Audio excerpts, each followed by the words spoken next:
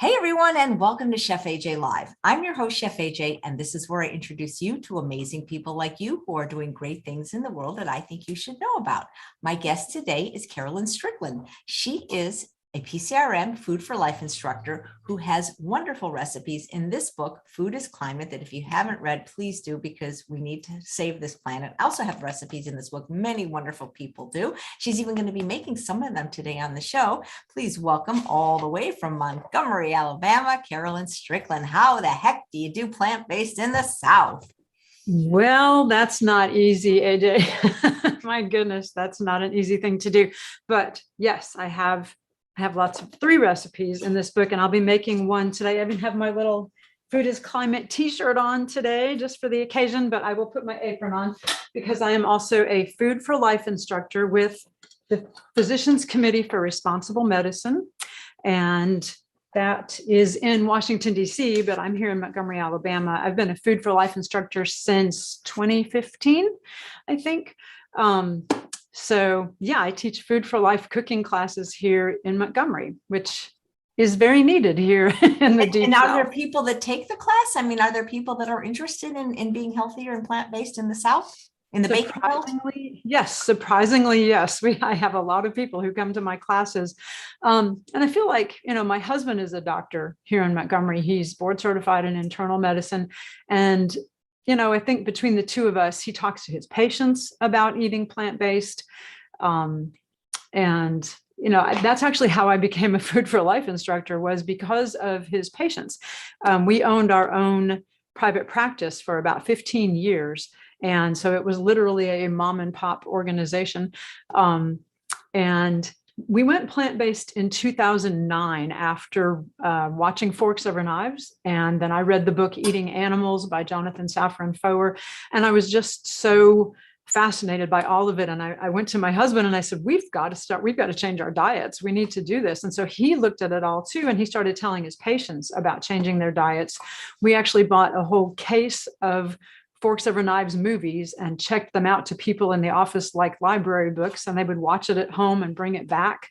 And people would come back in and they would say, well, Dr. Strickland, I'm on board, but now I don't know what to eat. What do I eat? And they had no idea what to eat without eating animal products. And so I would meet his patients at the grocery store and walk around with them and say, well, eat this, don't eat that, eat this, and talk to people about doing that. And I thought, I had done that so many times. I thought, I really need to get some kind of certification in being able to do this legitimately. And so I went through the PCRM's Food for Life program, the training program, back in 2015. We had already gone to a few of PCRM's International Conference on Nutrition and Medicine that they do every summer. So we've been to a few of those, but I thought, I need some credentials to be able to say that I know what I'm talking about. So I did that. I did the Cornell Center for Nutrition Studies program, the Forks Over Knives Ruby School of Cooking program.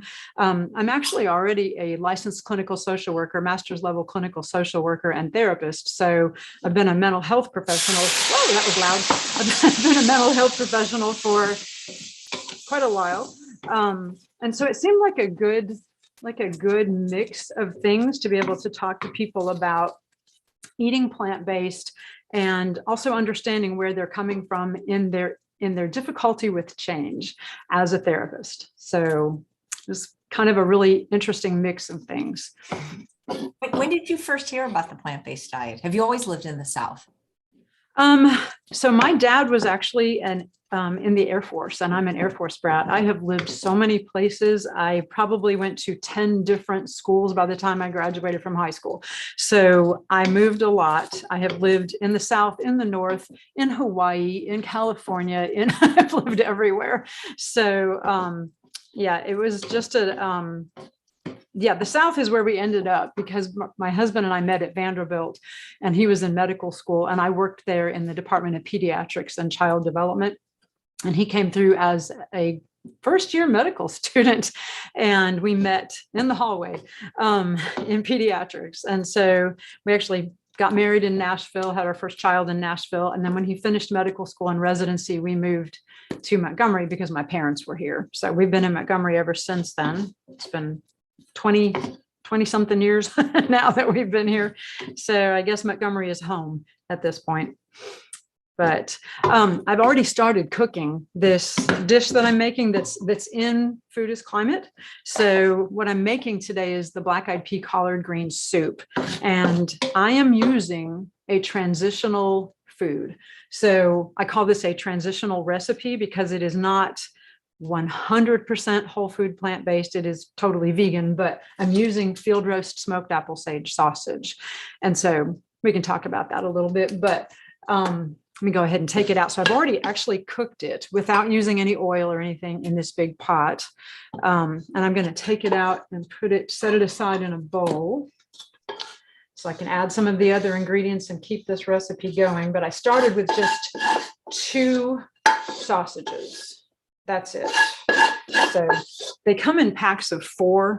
I only used 2. So just half the package. And then we're going to start with onions. I have 1 whole onion cut up. Add that. And a couple of stalks of celery. So the recipe says 2 stalks of celery. I would describe my husband as a celery fanatic. And so I did 3 stalks of celery. I could probably add more. Put that in. And some garlic, minced garlic. It's just a couple of cloves. And we'll just let that cook for a little bit. And there's no oil in the pan. So when you're sauteing things without oil, you could use vegetable broth or water. We'll just add a little bit of that. Keep it going. There we go. Okay. So we're going to let that cook for a little bit. All right, that looks pretty good. I hope you can see that down shot. It looks on that. beautiful. What's that thing they do in the South? Is it called the Trinity? Yes, the Holy Trinity of cooking. The onions and the garlic and the celery. Yes. So I think it's probably referring mostly to Cajun cooking, the Holy Trinity of vegetables. So that's what we're cooking, I guess, right now is the Trinity of Southern cooking. So, and this is a very Southern recipe that I'm doing. So in the South, for New Year's, it's a tradition to eat black-eyed peas, collard greens, and cornbread. And I don't know if that's something that happens in the rest of the country. Do you do that in California? I don't know. I've heard black-eyed peas for sure. Wasn't there something called Hoppin' John? Isn't that what they eat on New Year's? Yes. So that's a very Southern dish, but it typically has meat in it and oil that everything is cooked in. And so this is kind of like a Hoppin' John soup, I guess you could say, but there's no oil and there's no actual meat. So using this transitional meat product, which I think, field roast is probably one of the healthier options, unless you want to make your own homemade plant-based sausage, which it's not that hard. There's lots of YouTube videos on it, but I make an andouille sausage, however you say that, andouille sausage to put in red beans and rice for Mardi Gras. This one's not terrible as far as ingredients go. I mean, we don't eat a lot of the transitional foods anymore, but I know that there are people who have a hard time with the idea of transitioning to a whole food plant-based diet. And sometimes those baby steps, those transitional steps that get you there, help people through that hurdle into getting into whole food plant-based. I kind of liken it to getting into a swimming pool where I can't just walk over to a swimming pool and jump into the deep end without testing the water a little bit. My husband can walk over to the deep end and just jump right in. I can't do that. I have to take those little bitty inch, like it's just too cold. So I have to take those little baby steps. And that's how a lot of people are with their diets. So I've had so many people tell me, I would love to eat plant-based. I don't know how. And there are things that I don't think I could live without. And you've heard them before. I know cheese being one of the big ones. I can't live without cheese. Bacon, I can't live without bacon, that kind of thing, where people have those addictions and those endorphins that get going and the dopamine receptors that light up when they're eating those certain foods. So, I know that there are people who need those transitional steps. some people don't, and some people can just jump in with both feet and change their diets pretty quickly once they are aware of the health benefits of eating a plant-based diet. And some people need a little more help and a little hand holding, I guess would be the best way to put it. So I kind of look at transitional foods as a way to reach more people who might not necessarily be interested in eating whole food plant-based, or think they can't do it for whatever reason. It's a baby step. I have one of my friends who took my class several years ago, 5 or 6 years ago now. She told me the other day when I told her I was going to be on your show, and she watches your show all the time. And she said, "Oh, that's so exciting." And she said, "You know, I used to eat those transitional foods and I don't want them anymore. I used them for a year or two and I don't want them anymore." So she also reminded me that when she took my class in, I want to say it was October 5 or 6 years ago, she said, she asked me before the class, "Can I still eat turkey for Thanksgiving?" And I said, "I mean, I'm not the food police and I'm not going to come to your house and stop you, but I bet you after you take my class, you won't want to." And she said, I was right about that. And then she did use the transitional foods for a while. Things like, you know, Impossible Burgers and the Gardein and the field roast and the tofurkey. But she got to the point where she didn't need them anymore. So, and that's kind of the whole point to me of transitional foods, is getting people over that hurdle or taking baby steps into getting to that, you know, to the goal, hopefully, of eating a whole food plant-based diet. So these look really nicely cooked. They're starting to get translucent. It looks really good and it smells really good. I wish you could smell this because onions and garlic and celery cooking are just wonderful. Okay, and then the next ingredient is going to be the black-eyed peas. So to make this easy, I try to make my recipes really easy and accessible for people, and then make them taste like familiar food, something that they're used to. So in the South, eating the black-eyed peas, the collard greens, is a familiar flavor. And usually the black-eyed peas, collard greens, and Hoppin' John would have meat in it. So we have the field roast sausage. And then black-eyed peas. So what I did was cook them from dried. And you could just use 2 cans of black-eyed peas drained, if you would prefer to just buy them yourself, or buy them at the store, or you could cook them yourself. I did these in the Instant Pot yesterday, so I'm going to go ahead and add, whoa, they're kind of stuck in there. All right, there they go.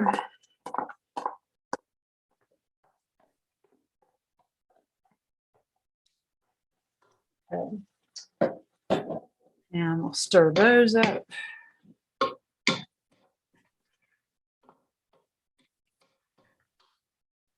Okay, and then we're going to add the broth. And so I did the rinse and drain black-eyed peas. We have 6 cups of vegetable broth. You could make your own. You could buy a low sodium vegetable broth. You could use Better Than Bouillon, but if you do not use it as the package indicates. So make it with less sodium by cutting down on the amount of actual broth paste you're using. So that's an option, just to make it easier for people who don't think they could make their own broth at home. You can buy broth, that's fine. All right, so I've added that, bring it up to a little higher temperature. And then we're going to get that up to a boil, and then add carrots and collards. So while that's coming to a boil, I kind of want to talk about collard greens really quickly. Collard greens are the vegetable that I did not used to like. I didn't think they tasted very good. And also in the South, they tend to put a lot of meat in them, like chopped. I'm not even sure what this is, but fatback. I don't even want to know what that is. But fatback or ham hocks or whatever, but people tend to put chunks of meat in with the greens, which to me just seems like a mean thing to do to your greens. So I love greens just like they are. So what I've done is taken one whole big bunch of collards and already cut them up. But the way I cut them up, and if you're doing this with children, you could have them just tear the pieces off into, bite-sized pieces. If you want to make it a little faster, lay it out flat, and you can use some of that rib in the middle, that nice thick rib, but probably the woody end at the end you might want to get rid of. So we'll just cut that out. All right, and then cut it in big slices. Do the other one really fast. Okay. Are you doing your classes in person or virtually? Well, I'm used to doing them in person, and I've been doing them at the YMCA. So I'm actually also a certified fitness instructor here in Montgomery with the YMCA, and I teach about 9 classes a week. I just taught one this morning, actually. So I teach a lot of classes and in-person classes. And I have a really big room at the YMCA here where I can teach where people can spread out really far apart. And so it's a very convenient thing to have because it's a room with a kitchen in it, and people can sit like 8 to 10 feet away from each other. And it's a very, very large room. So I've been still doing it in person because we feel like we can do it safely. But also I'm on the show So Many Cooks in the Kitchen, which I know you've had several people on your show recently who are also on the show with me, Cody Stubbe, and Tiffany Wilkerson and Karen Osborne, who've been on your show recently. They are also on So Many Cooks in the Kitchen with me. So that's, a whole bunch of us Food for Life instructors who are teaching our classes. We're teaching people, through So Many Cooks in the Kitchen. You can watch it on Facebook and YouTube. And it's on the PlantBased Network too. So I guess it's a mix of both. I'm doing some in person, but So Many Cooks in the Kitchen, the drawback is that nobody else can taste the food, so because it's all virtual. But speaking of Tiffany, she said you have a beautiful singing voice and you sing on that show. I am the one who wrote and sang the theme song for So Many Cooks in the Kitchen. So yeah, that was a crazy time when everything was shut down and we were home and deciding how can we do something about, still teaching people how to eat whole food plant-based as Food for Life instructors. And so Dilip Barman, who is my fellow Food for Life instructor. And he's watching now and he's suggesting. Hi, Dilip. Yeah, because he's suggesting for people that didn't want to use field roast to try things like seitan or tempeh, and Dina's saying maybe tofu cubes even. Exactly. Yes. I mean, there's a lot of different options, but when I'm trying to reach people in Montgomery, Alabama, it's a hard sell here, let me tell you. So it's getting easier all the time, but anyway, so I've just taken those, rolled up the collard greens into sort of a chiffonade. We're doing a chiffonade cut on them, but a big wide one. So they're like ribbons. Okay, so we have that. But yeah, so with Dilip, that was his idea, his brainchild, and then we all kind of brainstormed together with it, and I came up with the theme song, and we got that recorded. And so if you watch So Many Cooks in the Kitchen, you'll hear it has a nice intro theme song. With actually the background music is provided by a relatively famous musician, Ron Handy, who is I want to say he's the nephew or great nephew of W.C. Handy, the father of the blues. So he's a pretty well-known musician here in town. So he's playing the jazz organ behind me on that little ditty. So yeah, I think we're getting sort of a mix of virtual and in-person classes lately. In Montgomery, it's a hard enough sell, I guess, that letting people taste the food is pretty important, to know that it doesn't just taste like grass and twigs and sticks, and that it's, like my brother teases me that I'm just eating things out of the yard. So, all right, so that has come to a boil. And then I'm going to add I already added the black eyed peas. We're going to add the collard greens and the carrots. I have 4, actually I did 5 because they were relatively small. These are locally grown, delicious organic carrots from our CSA. So I did 5 of them because it didn't seem like enough with 4. And we'll stir those up. And then add this whole big bowl of collard greens, which it's about 4 to 5 cups. When you tear up an entire bunch of collard greens, it comes out to be a pretty big batch of them. But they will cook down because, like greens always do, they cook down. So Montgomery is actually coming along on the plant-based scene. my husband has a patient who opened the first vegan restaurant here in Montgomery back in May of 2020 during everything being shut down. She opened it and it has been a huge success, called PlantBased. We have our second vegan restaurant opening here in Montgomery on Saturday. I think it's called Sour Grapes, and I'm excited about checking that out. So a lot of it is convenience food, vegan fast food, I guess I would say. But there is one really healthy menu item at PlantBased called the Dr. Strickland Seasonal Bowl, which is named after my husband. So, and he is here today. So he is not only a board certified internal medicine doctor, but he is also my camera guy and my sous chef. And there he is. So he's here and he's anxious to eat some of this soup when it's done. So, but there's a bowl named after him at PlantBased. That's cool. I have a burrito named after me in Los Angeles. Really? Which restaurant? Sharky's, the AJ cool. Burrito Bowl and Play. Well, his apron is fabulous.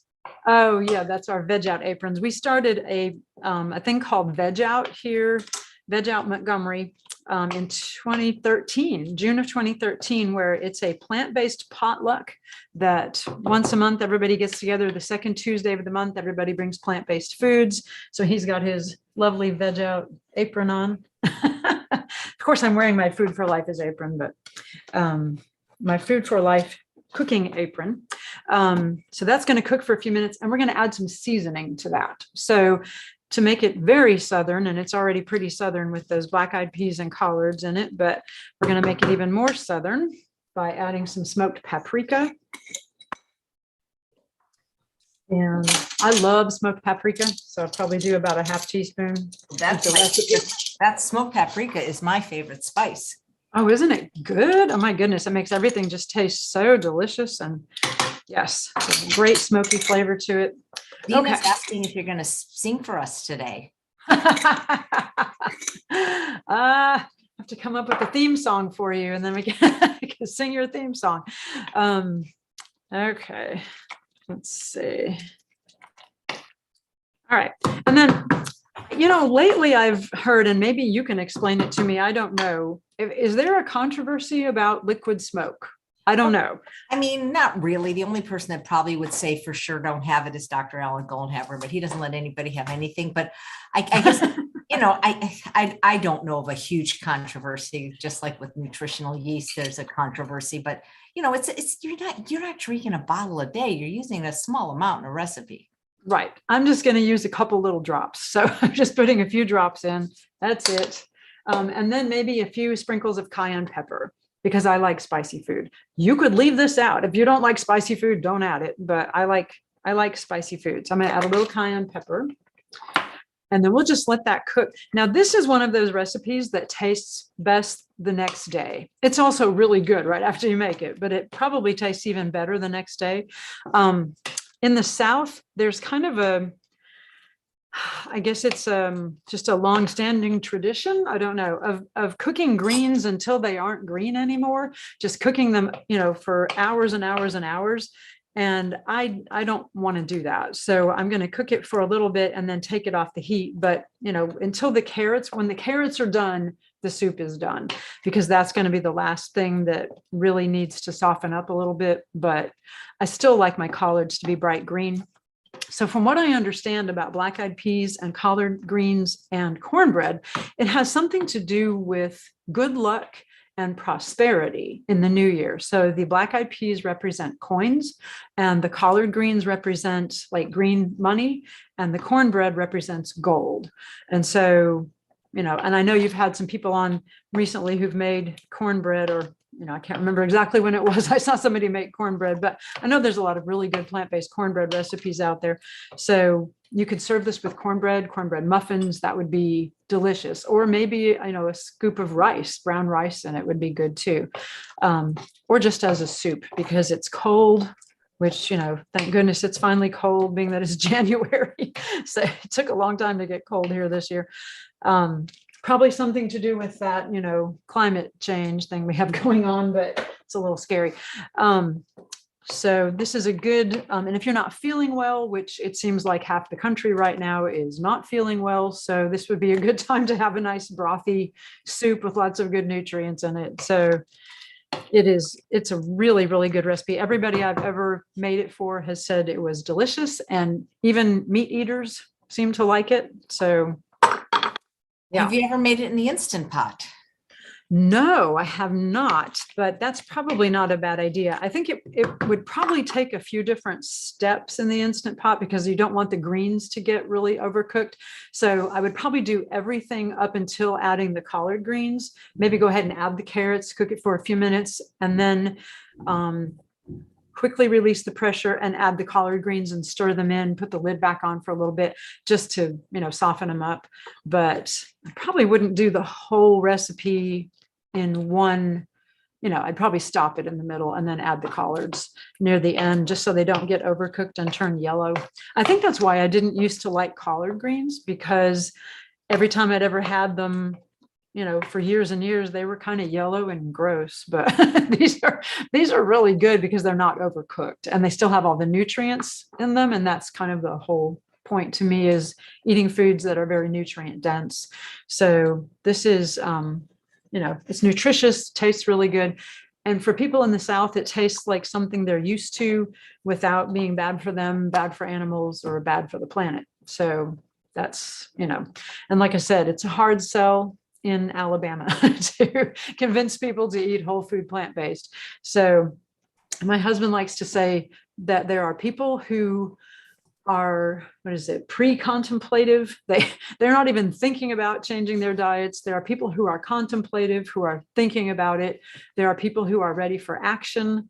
And there are people who are jumping in with, and ready to go, like taking action. So we deal with an awful lot of pre-contemplative people here, people who aren't really thinking about changing their diets.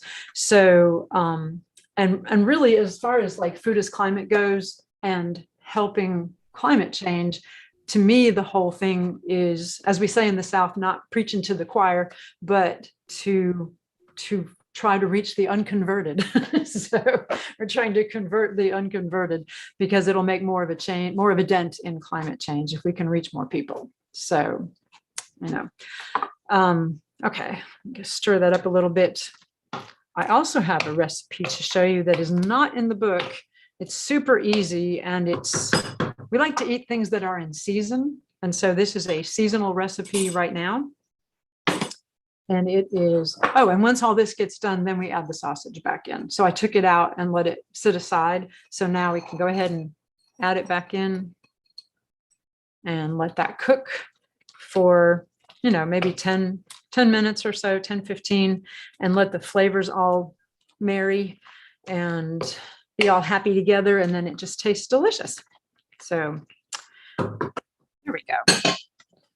All right, so we'll get this out of the way because we're making let me hand this to my husband / sous chef, Dr. Strickland. I have some lovely little microgreens right here too. These are spicy salad mix and broccoli microgreens from a local farm called Incredible Health Farms that grows the best, most wonderful microgreens. And I like to add those as a topping on my soup too. So we'll set those aside. Let me grab my Vitamix. Okay. So this recipe is pudding, and it is persimmon pudding. And I don't know if a lot of people are familiar with persimmons. Sometimes you see them in the grocery store and wonder, what is that little thing? They tend to look like orange tomatoes. So, and that's what I used to think they were for the longest time. I didn't know what they were either. I think it was actually my father-in-law who introduced us to persimmons. We're right at the tail end of persimmon season here in Alabama. They're grown locally. They're just delicious. And the ones that tend to grow here are fuyu persimmons, not the hachia. So you can find hachia and fuyu in grocery stores. There are many more varieties of persimmons than those, but those tend to be the ones that we find here in the United States the most often. So this is a fuyu. The hachia are longer and more like long oval shapes. So fuyus, you can eat them like an apple, just bite right into it through the peel. You can eat the peel, and they don't get that really horrible astringent bitter flavor that hachiyas do. The hachiyas, if you've ever eaten one of those unripe when it's not really ripe yet, you will never forget, and you will never want to do it again, because it is horrible. It's like biting into lemon flavored chalk. It's just absolutely awful. So, but that's why I use fuyus, because you can't have that happen to you with fuyus, that they don't get that astringent flavor. There's a couple, these are a couple different ones. One's pretty big and was locally grown. This one was smaller from the grocery store. So the big local grown ones are just so good. Whoops. So what I'm going to do is take my Vitamix. You do not have to have a high-powered blender or Vitamix to make this recipe. I have 3 fuyu persimmons, just exactly like this one, already cut up. And I'm going to add them to the blender. I have a really funny story about persimmons. My at Thanksgiving, my nephew, who tends to be a picky eater, would be putting it mildly, doesn't like any fruits or vegetables. So we're always trying to get him to eat fruits and vegetables. I put out a raw persimmon and cranberry relish. Didn't say anything about it. And on the Thanksgiving spread with the whole family there are lots of members of our family who do not eat plant-based. So we always say, here's all the plant-based food over on one end, and there's all the other food on the other end. And he just went down the line and he got some of the persimmon and cranberry relish, didn't know what it was. And right in the middle of dinner said, oh my gosh, what is this? This is the best thing I've ever eaten in my life. I'm like, what is this? And I said, what are you eating? And that's raw cranberry persimmon relish. And he said, what's a persimmon? And I said, it's a fruit. And he said, I need to see. So I went and got one and I showed him, and he said, oh, I've seen those in the store. I had no idea what that was. And I said, well, that's a persimmon, and that's what you like about it. It's really sweet. It's delicious. And I'm really glad you like it. So then I made him the persimmon pudding the next day, and he went crazy over it. So this was, to me, that was a big win, because this is somebody who is a super picky eater. And probably I could not have said, hey, you want to try some persimmon? And he wouldn't have eaten it. So he accidentally ate it and discovered how good it was. So that was kind of fun. All right. So we have three persimmons that I did not peel. So you could peel them if you want this to be a super smooth, creamy recipe, or if you don't have a Blendtec or a Vitamix or other high-powered blender, peel them. But really, you can eat the peels. And since I have a high-powered blender, I just leave the peels on, and that's fine. 2 dates, and I'm using medjool dates that I've taken the pit out of. They're pretty soft because they haven't been sitting in the refrigerator for a long time. If you have really hard ones, just soften them up with a little boiling water and then drain them and put them in. That's fine. And then we have a 1/2 teaspoon of cinnamon, powdered cinnamon or ground cinnamon, a 1/4 teaspoon of nutmeg, a 1/2 cup. Oh, that wanted to stick in there, didn't it? Get all of that good nutmeg out of there. All right.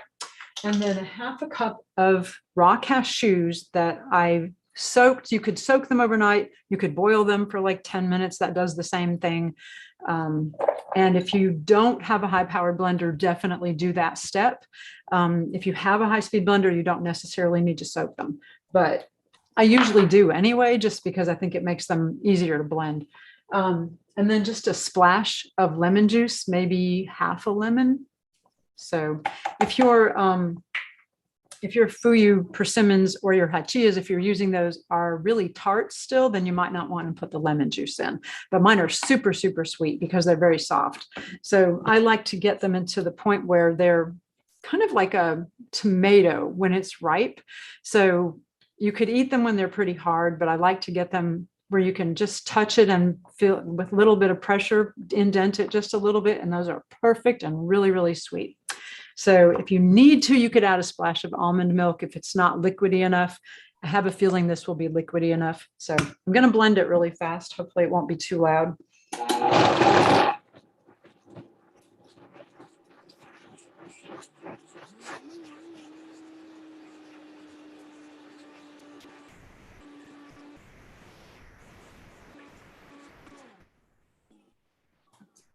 All right, sometimes I need to scrape it down. Sometimes I don't. Let's see. This might need a little bit of scraping. All right, but it looks so good. And persimmons have natural pectin in them. And so they actually thicken up really well. You don't have to add any kind of like cornstarch or arrowroot powder or anything like that to get this to be a nice, thick, creamy pudding. You could also cut down on the cashews if you want to, but it gives the pudding kind of a creamy mouth feel. And so when people think of pudding, they think of, things that are very creamy and full of fat usually. So, all right, let me do that one more quick blend.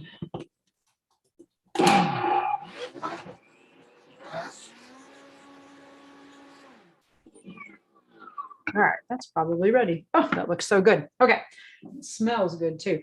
I had a bowl out so I could give my husband a little bit of this and taste it because he loves persimmons. It's like his favorite fruit. Well, at least during the winter when they're in season. So in the summer, it's peaches because those are in season. Okay. Oh, yum. All right, we'll let him taste it. There you go. Thank you. See what you think. It's very good. Yum. I love persimmon pudding. Have you ever All made right. ice cream out of persimmons? Have I done what? Ever made ice cream out of persimmons? Oh, that's a really good idea. In fact, I think that I could probably just put this in my ice cream maker and let it go and freeze it up, or pour it into popsicle molds and make persimmon popsicles. I think that would be really, really good. So I do use them in smoothies, but it's funny, it tends to thicken up the smoothie so much because of that natural pectin that's in there. So You can almost turn the spoon upside down. it doesn't come Oh my off. gosh, you can. You can. Look at that. Wow. Cool. Okay. So just take it away and not share. Anyway, let me rinse my hands. They're very sticky.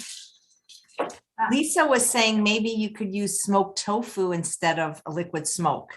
Ooh, that's a really good idea. Yeah, I like that idea. I'll have to try that because I do like to make this recipe once or twice, especially during January in the South, because, good luck. So might as well. But yeah, I need to play around with different alternatives to the sausage. But I have to say, I have won over a few people to considering eating plant-based after tasting the soup. So, transitional foods to me are important. I mean, they have their place. There's so many different options out there in restaurants that I wouldn't say are health food, but like the Impossible Whopper, Beyond Meat, those kinds of things that I don't eat them. Personally, I don't think they're, I don't really even like them, honestly. I think I took one bite of an Impossible burger one time and I don't like it because it tasted too much like meat to me. But, I think they have their place. Like KFC just came out with their new chicken nuggets that are plant-based. I'm not going to eat it, but I'm glad they're doing it because it's certainly better for the animals and it's better for the planet that we're not, harming more animals and creating more carbon. So yeah, I mean, if there's somebody whose only option is going to be eating an actual chicken nugget or eating the KFC meat alternative, I'm not sure what they're calling them, but I would rather they ate the alternative than the actual chicken nugget. So, but and the chicken would rather that too. Exactly.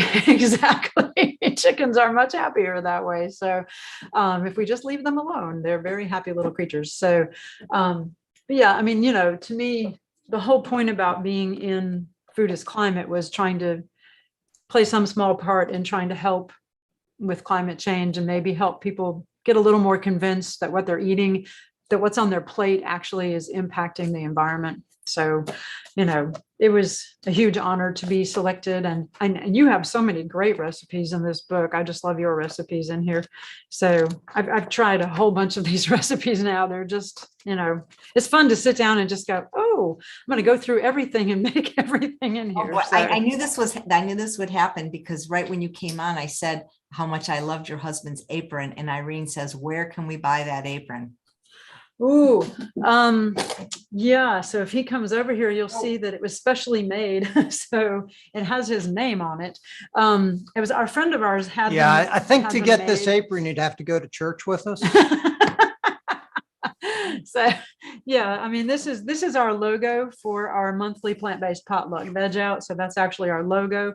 And our friend took it from our Facebook page, VegOut Montgomery, and she just uploaded it to, I want to say Custom Ink. I'm not sure where that's from, but we have a couple of them. I have one too. So it is a really cute little apron. I love it. But maybe you should consider selling them. Hey, do you know somebody named Molly with your same last name?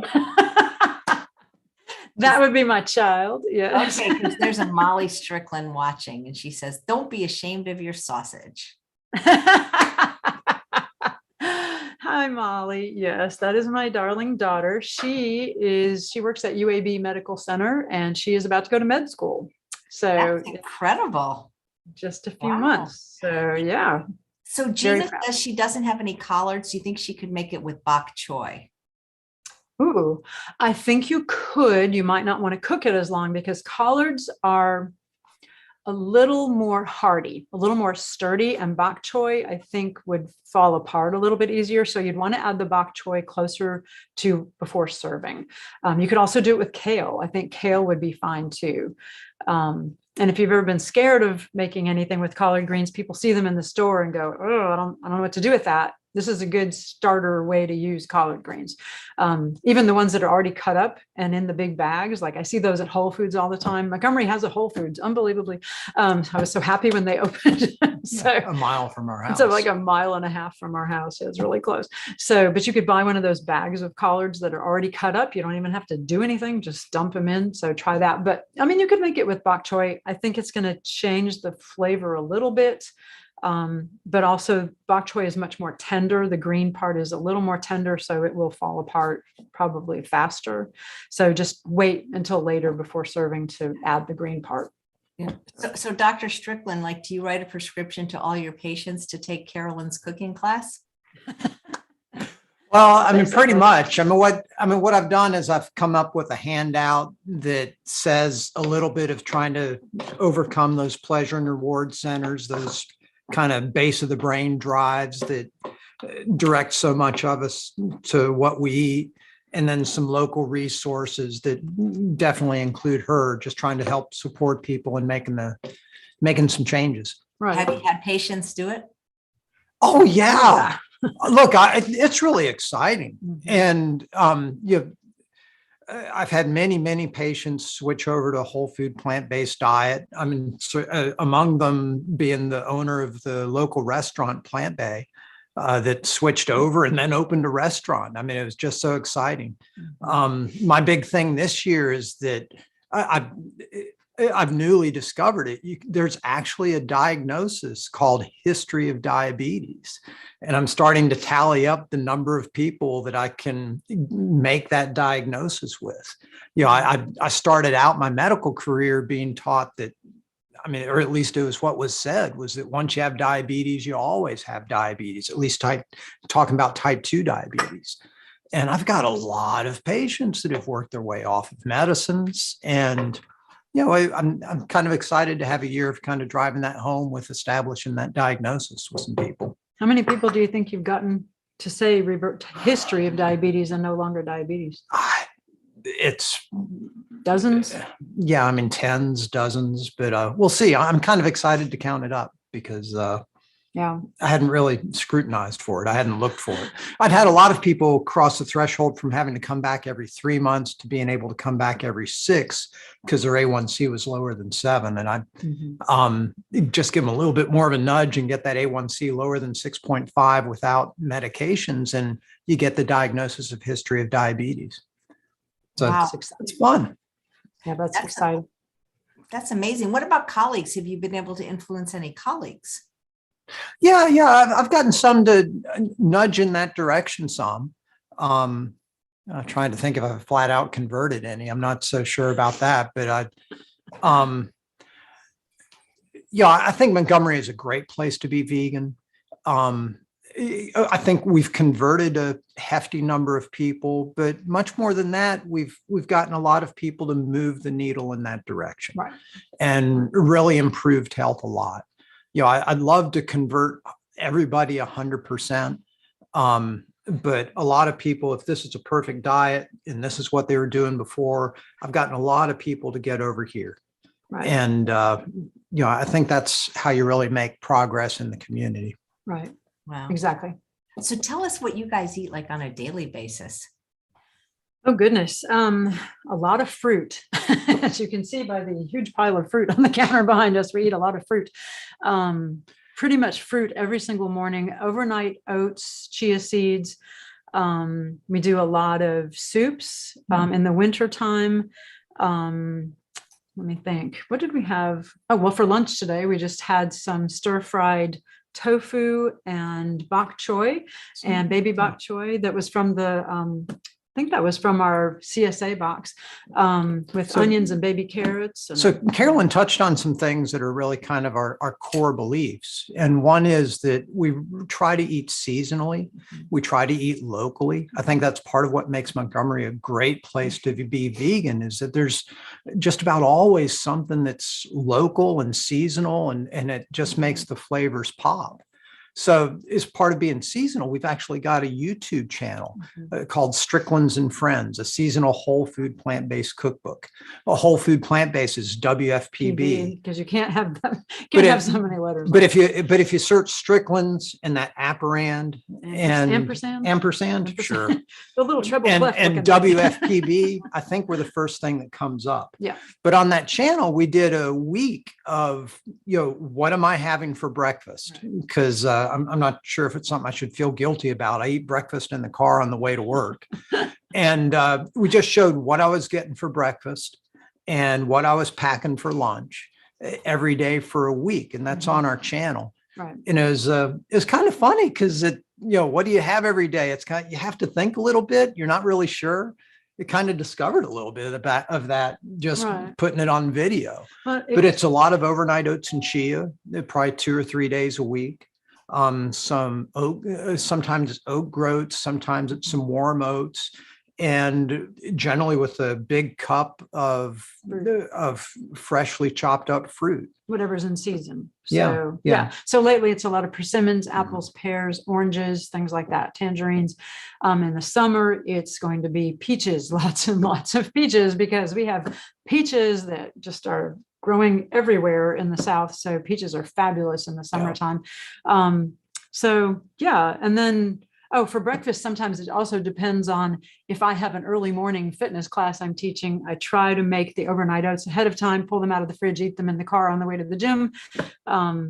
But if I forget, then it's whole grain toast with peanut butter and maybe some fresh chopped fruit on top of it, or peanut butter and bananas, or peanut butter and homemade persimmon jam. I make homemade persimmon jams all the time because this is our 3rd case of persimmons. We go through fruit by the case around here. So we eat a lot of fruit.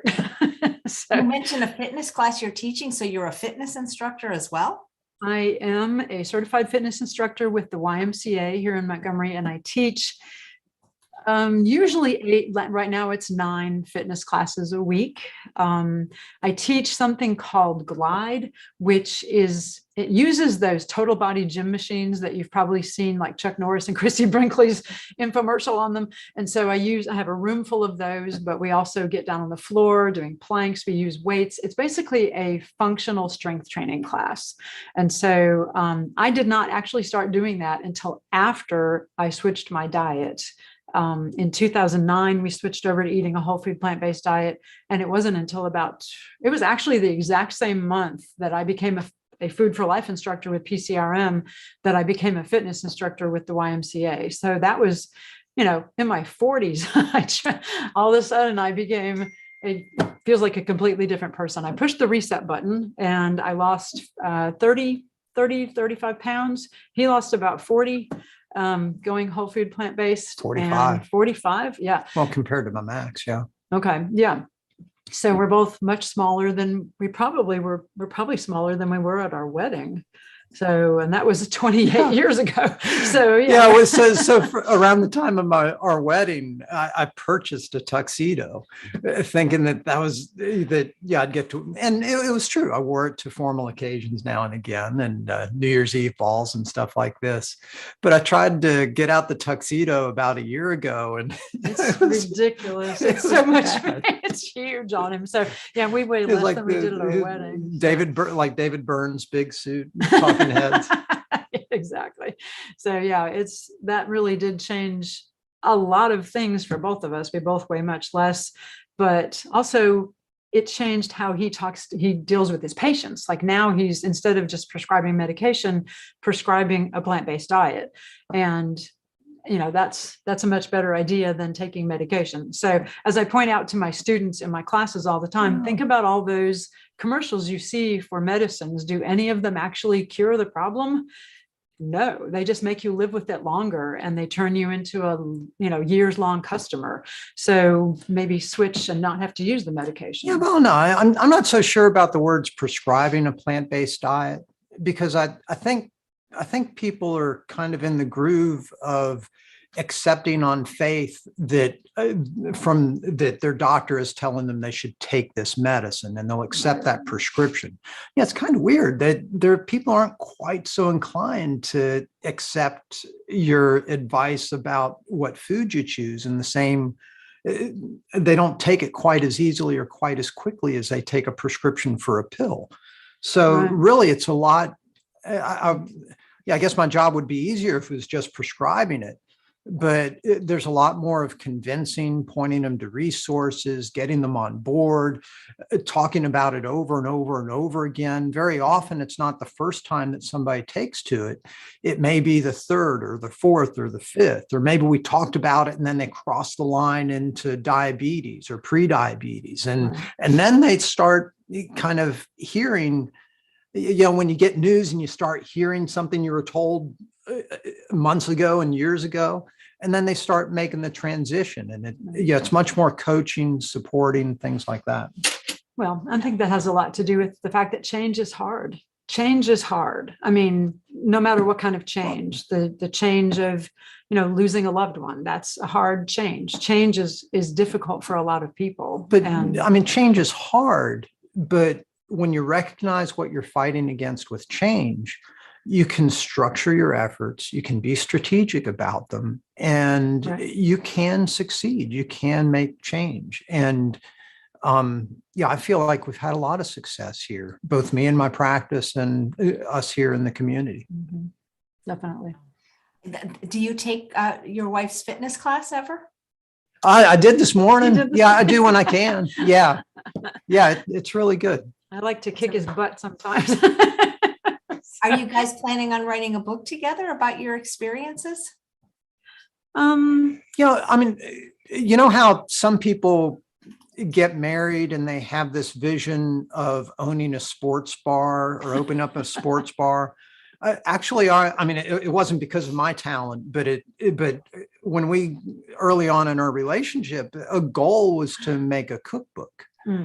But that's actually where our YouTube channel came in, is because our kids have just left home and we've got a little bit of time on our hands, especially with the pandemic. And we were thinking about how to use our time. What could we do that would be helpful and move the community, both local and nationally and globally, or whatever, just that little bit. And, we kind of came down to thinking, it's probably not really a book, at least not nowadays. A YouTube channel, it gets more visibility. Right.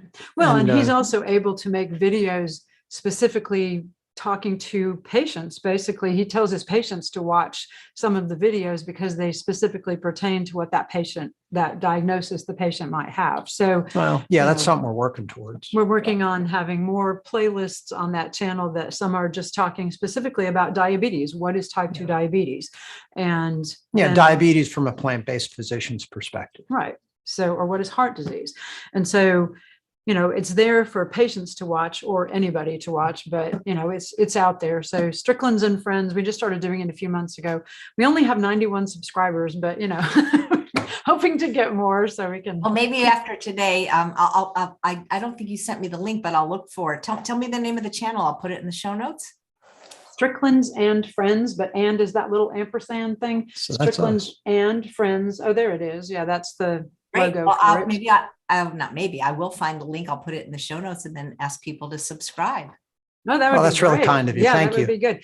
He does talk about medicine and medical issues on the videos a lot. So that's, that's helpful to be able to hear a physician's point of view when it comes to switching to a plant-based diet, because I can't give people medical advice in my cooking class, in my cooking and nutrition classes, and I refer them back to their own doctors. So it's good to have him be able to talk about it on the video. But on this channel, she's the star.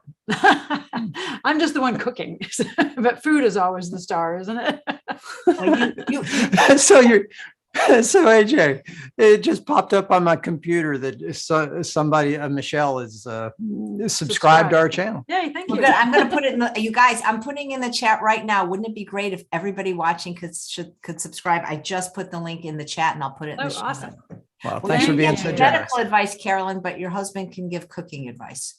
Yeah, well, not very well.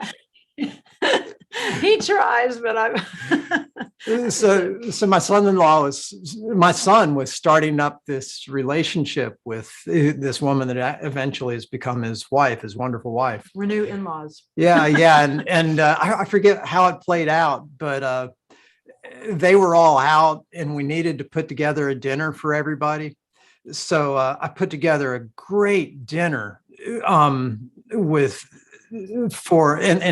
they all came back from being off on their errands or whatever, and we had this wonderful dinner I'd put together. I had peanut butter and jelly sandwiches, and it was really a nice variety because some were cut into rectangles, Some were done, and then some were cut into squares, and some were into triangles, Okay. and some were into like quadrilaterals, like offset. He actually did cook for me on our first date. This is So true. this is very true. He invited me. He said to me in the hallways at Vanderbilt, I understand that you don't eat meat, and I'm going to have some people over later tonight or later this week for beans and rice, and for black beans and rice. And do you want to come? And I said, sure. I thought he was kind of cute. So I said, sure. And I get over to his apartment and he made beans and rice and nobody else was there. And I said, I thought you invited a bunch of other people over. And he said, well, when you said yes, I didn't invite anybody else. So that was our first date. Look, it wasn't meant to be as creepy as it sounds.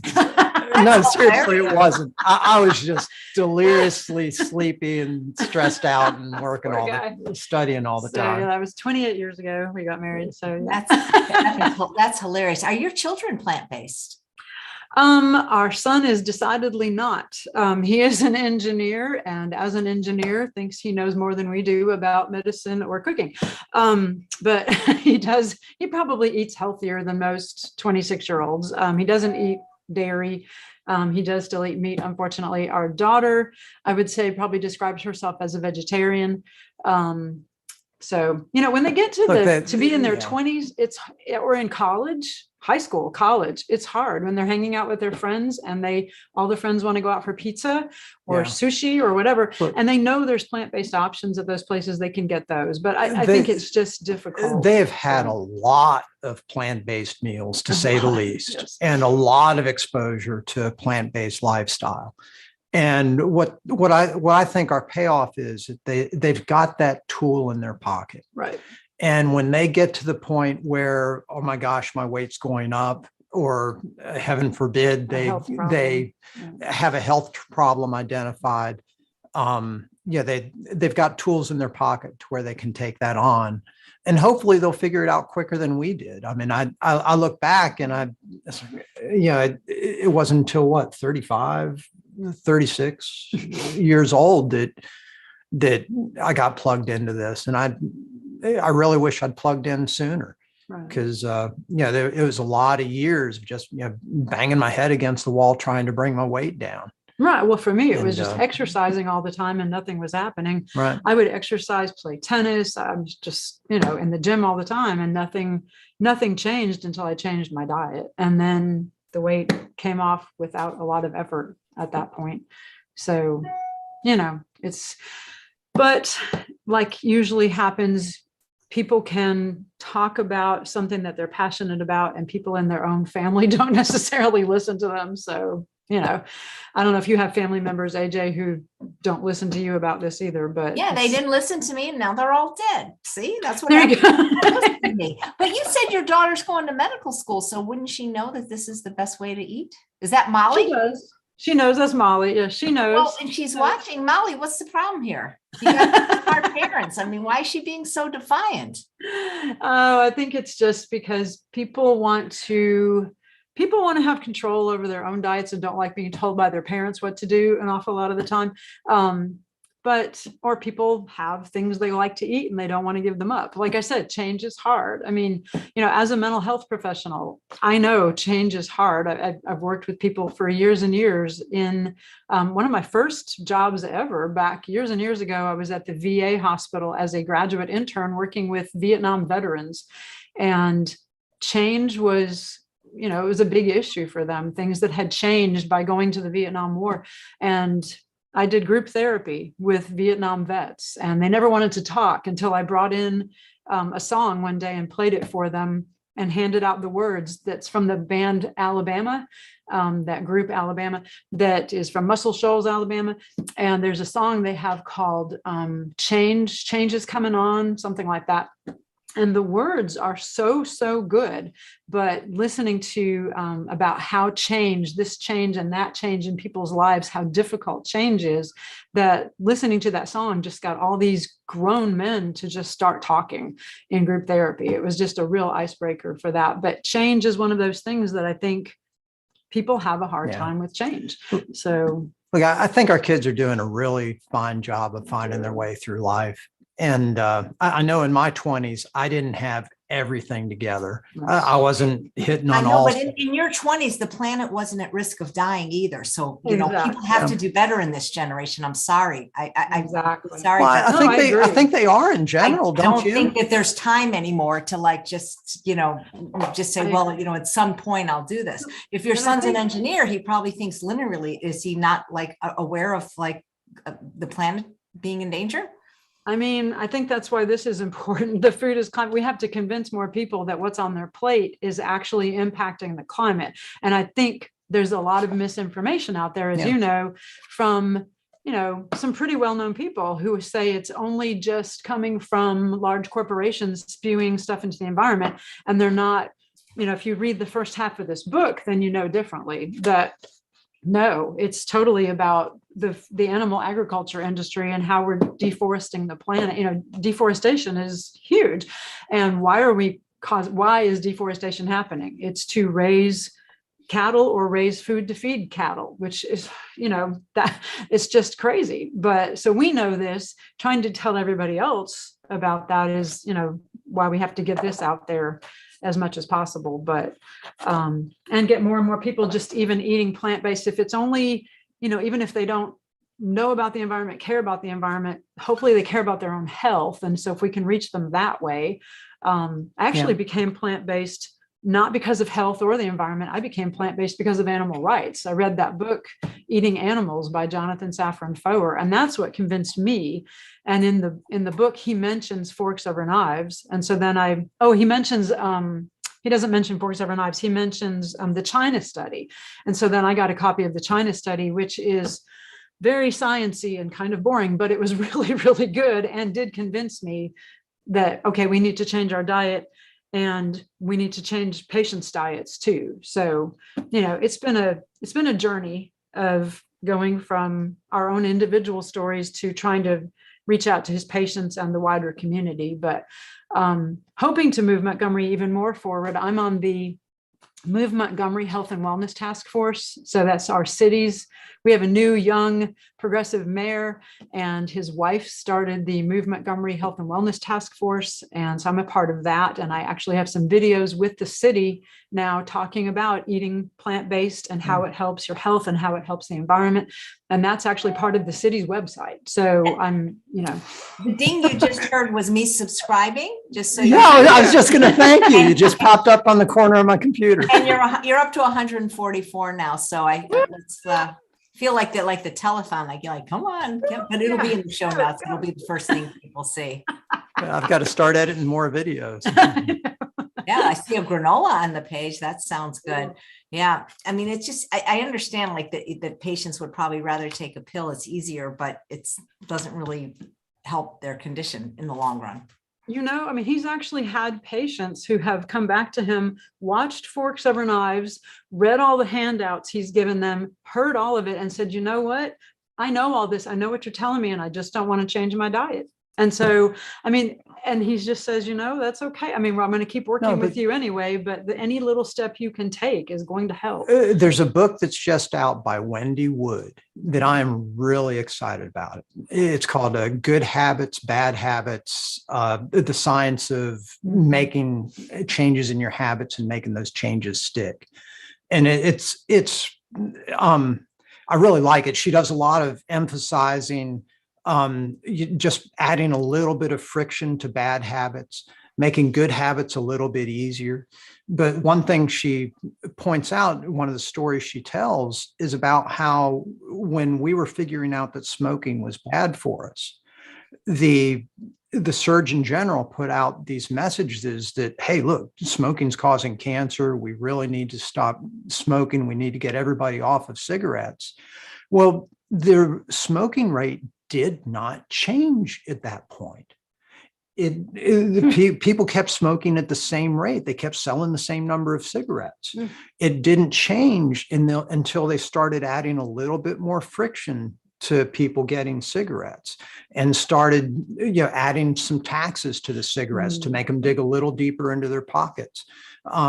Added the Surgeon General's warning on the packets, stopped advertising, stopped the cigarette vending machines. I'd even forgotten that those were out there, but they were actually cigarette vending machines at one point.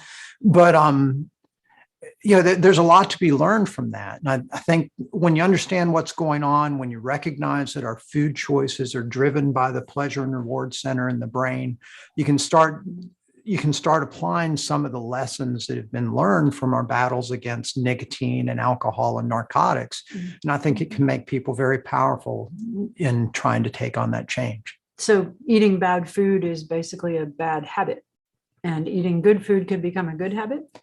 Yeah, and it makes my head spin trying to figure out where the line is between habit and addiction, because they're both using that pleasure and reward center in the brain. Right. And in my experience, you can apply a lot of the lessons we've learned from helping people stop smoking and stop alcohol. A lot of those lessons apply to helping people stop fat, salt, sweet, or the meat, cheese, dairy, eggs that carry those things. Right.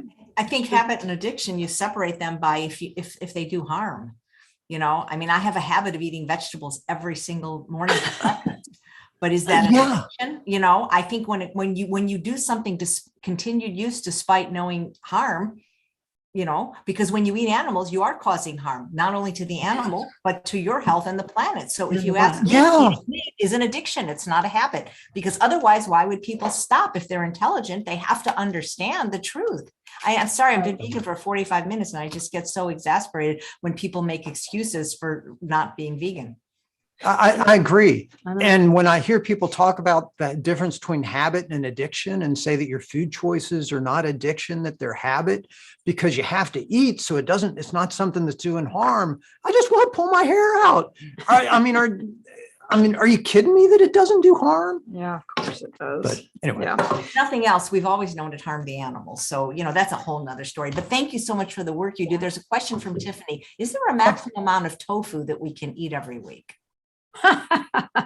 There's a lot of studies that show that actually eating whole soy products are good for us, but the research I've seen shows that eating it maybe 3 or 4 times a week is probably about the amount you want, because you also want to have a lot of diversity in your diet. So if all you're eating every day is tofu, you're not getting a lot of other nutrients. So you want to, have a very diverse diet to help your gut microbiome. It wants diversity too. So I probably wouldn't eat it every day, just because I think you would be eating it instead of something else. So my 2 cents on that would be that bad news came out about soy when rats were given isolated soy protein that gave these rats an amount of soy that was like, if I ate like 10 pounds of soy a week. And at that level, it stimulates estrogen too much. It promotes breast cancer growth and breast cell growth, breast cancer promotion, and causes other troubles. But that's when you have this massive amount. When you have a reasonable amount, 3 servings a week would sure be reasonable. My bet is you can have it 3 times a day if you're eating whole soy or whole tofu. Down at those lower levels, it stimulates estrogen type 2 receptors more than it stimulates estrogen type 1 receptors. The estrogen type 2, when you stimulate it, that's stimulated with soy, that decreases breast cancer risk and is protective in many other ways. But when you get into much higher doses, it starts stimulating the estrogen type 1 receptors much more. But those higher doses are much more in the realm of the 10 pounds of tofu a week that we were giving the rats. Well, and with the rats, actually, they weren't giving them tofu. They were giving them isolated soy protein. Yeah, that's what I'm which referring is totally different. So Yes. if they isolated out the proteins from soy, they didn't give them tofu.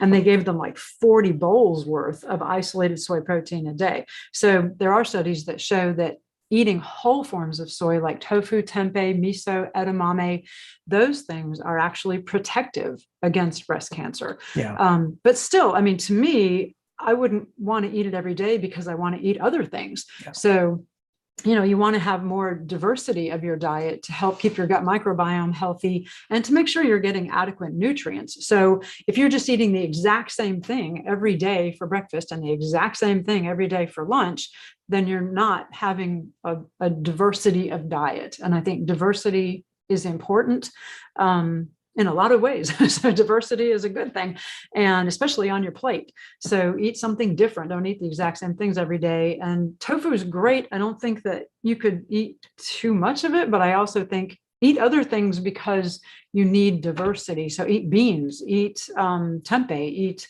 you know, whatever, eat something else besides just tofu every day, just because it's good. I mean, really, one of our favorite things to do is just make a bowl with beans of some kind, grains of some kind, greens of some kind, roasted vegetables, drizzle a sauce over it and have a bowl.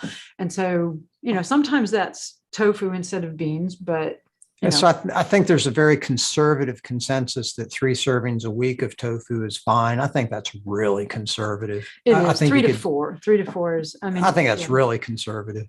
But yeah, I mean, I think you could have a lot more than that and be fine. Right. I just like other food. So I just want to have some other stuff, you know, like I want some beans too. So I'm not going to eat beans and tofu. That seems redundant. So, you know. Well, we are up to 162, and I bet you if you sold the paper-ins, we could probably sell many. Anyway, apparently I offended your daughter. She says, maybe we should try to be a little more gentle and understanding towards others, exclamation. I'm really disappointed by the turn this has taken. Best way to get people to change is not by bullying. So I apologize. I didn't consider myself bullying. I'm just telling my truth. I mean, I've been, you know, I don't think she knows who I am because this is who I am. So I apologize if I offended her, but I would say that to anybody. That's well, she wants to go into through medical school. She wants to be a psychiatrist, and her bachelor's degrees are in psychology and in neuroscience. And so she and I actually have really long discussions all the time about diets, diet changes, and the idea that asking people to be completely whole food plant-based might end up being counterproductive because it sets people up for failure who don't feel like they can do it. So then just be vegan, be a junk food vegan. You're still helping.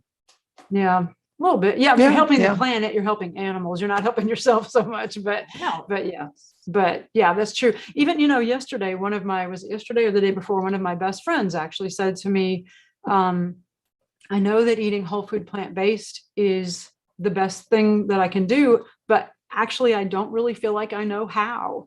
And so that's, and this was just 2 days ago. And so I said, we've got videos out that you can watch that show you how to do this. And so many cooks in the kitchen. And I mean, there's so many resources out there. So I do think, though, that when people are raised eating like the traditional meat and 3 or the standard American diet or whatever, that trying to figure out, what do I do now, can feel like, walking around with the blindfold on and, in a dark room, trying to figure out like, what am I supposed to do now? And they don't know. So that's why resources like, your show that comes on every day is really good for people to be able to see recipes that they can make themselves. They can watch somebody make it. There's, this book has lots of really good, very easy recipes in it. I mean, there are very simple recipes in here. There are some that are a little more complicated, some with ingredients that you have to wonder, what is that? But mostly they're, really good, simple, easy to follow recipes. So I think that helps for people who don't cook. And I have a lot of people who come to my classes who say, I'm not comfortable cooking. I don't think I'm a good cook. What do I do? I point out that you can go to the grocery store and buy a can of beans. You can look in the freezer section and get already cooked brown rice. You don't even have to cook it yourself. Just nuke it for a couple of minutes. You can buy already chopped up vegetables, just steam them or put them in the oven on a pan and roast them and then drizzle it with some hot sauce. I mean, that's a really good meal, but you didn't really have to cook. It's just already done. So there's a lot of things people can do that, I think people just get sort of like it's a habit. I mean, they get stuck in a rut of, making, okay, I'm going to have chicken and then I'm going to have these things with the chicken. And the things that go with the chicken are kind of like the afterthought. And so the challenge is remove the chicken and make the afterthought things the main things. And I know that that's harder for some people than others. So I have to say, but everybody's different. Everybody has their own way. Like I said about jumping in the pool, I have to get in the pool 1 little inch at a time because it's so cold that I cannot get into the pool just by jumping into the deep end, where he can do that. I can't do that. He jumps into the deep end. I can't do that. So I have to take baby steps. And I know there are people who are like that with their diets too. They need to have somebody hold their hand and they need to take baby steps getting into. But even jumping into the pool, that's after I stand by the pool trying to work up the will and the guts to do it for 3 minutes or 5 minutes. Sometimes it's like 10 or 15 minutes. Just standing there looking at the I like take 2 steps forward. It's like, take 2 steps back. And some people are like that with their diets. That, I want to make a change. I don't know how to make a change. And either I'm just going to jump in and do it, or they need baby steps. And everybody's different. Everybody approaches change differently. As a mental health professional, I know everybody approaches change differently. They handle stress differently. They have different coping mechanisms, and people use food as comfort. So there's a reason it's called comfort food. And if you Google comfort food, one of the first things that comes up is macaroni and cheese. So we know that the fat and the salt in macaroni and cheese and the casein and all that stuff in there is lighting up those areas of the brain that make us feel pleasure, the dopamine, it's hard for people to give up those things.